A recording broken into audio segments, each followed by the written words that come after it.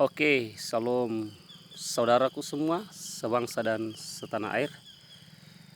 Bapak Ibu, karena sudah selesai pengerjaan di kantor saya ini, jadi saya rindu berbagi saudara yang dikasih oleh Tuhan ya. Kalau Rasul Petrus berkata, emas perak tidak ada padaku, tapi apa yang kupunyai aku berikan kepadamu.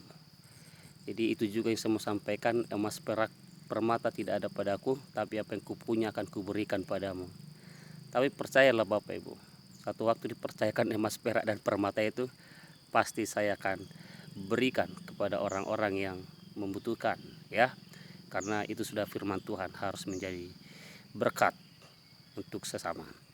Oke Bapak Ibu, tapi yang saya mau bahas hari ini adalah sebagaimana yang tertulis di dalam Efesus 5 ayat 15, 16 dan 17, dikatakan di sana, perhatikan dengan seksama bagaimana kamu hidup ya, janganlah seperti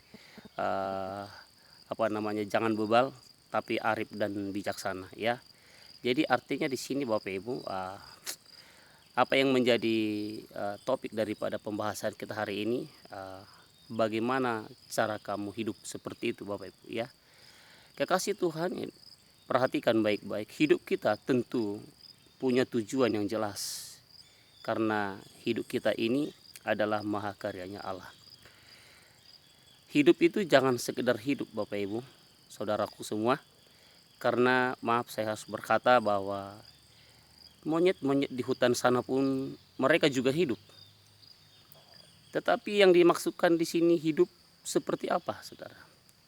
Bekerja juga jangan hanya sekedar bekerja. Maaf juga saya harus berkata, lagi kalau di kampung saya kerbau, lembu juga bekerja, dipakai membajak dan lain sebagainya.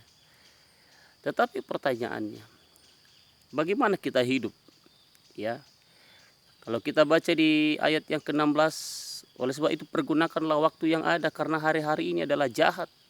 Jadi betapa kita harus berjaga-jaga dan sungguh-sungguh menjalani hidup kita ini menjadi benar-benar hidup. Karena kenapa? Karena hidup kita ini saudaraku ada yang punya, yaitu sang pemberi hidup itu, sang Halik itu, Allah yang menciptakan kita itu. Maka hidup ini harus sungguh-sungguh kita hidupi untuk tujuannya. Tujuan sang pencipta hidup kita itu ya. Nah itu sebabnya jangan sembarangan atas hidup kita Bapak Ibu. Apalagi di Mazmur 90 dikatakan ya ayat 10 itu, hidup kita cuma 70 sampai 80 tahun, itu pun kalau kuat ya. Artinya begitu singkat. Maka biarlah hidup kita jalani benar-benar hidup ya. Sehingga hidup kita sebagai mahakarya Allah ini betul-betul hidup kita mempresentasikan pribadi Allah itu.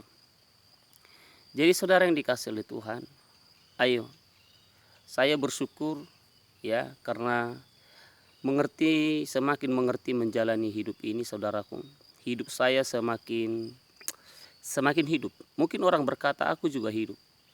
Hidup yang dimaksud di sini, hidup bukan hanya sekedar bernapas. Hidup bukan hanya sekedar karena denyut nadi, denyut jantungnya masih berdetak.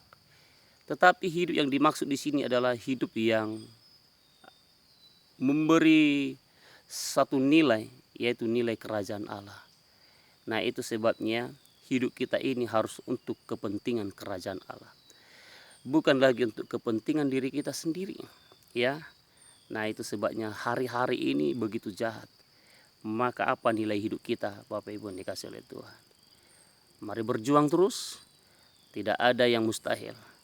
Selama hidup kita dedikasikan kepada sang pemberi hidup itu, percayalah hidup kita benar-benar hidup.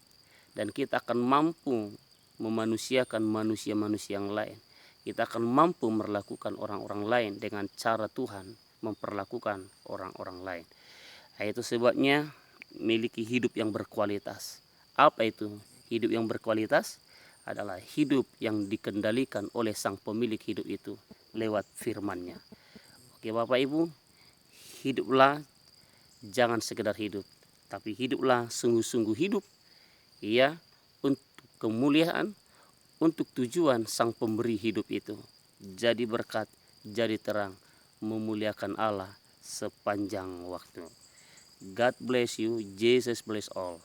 Shalom, Horas.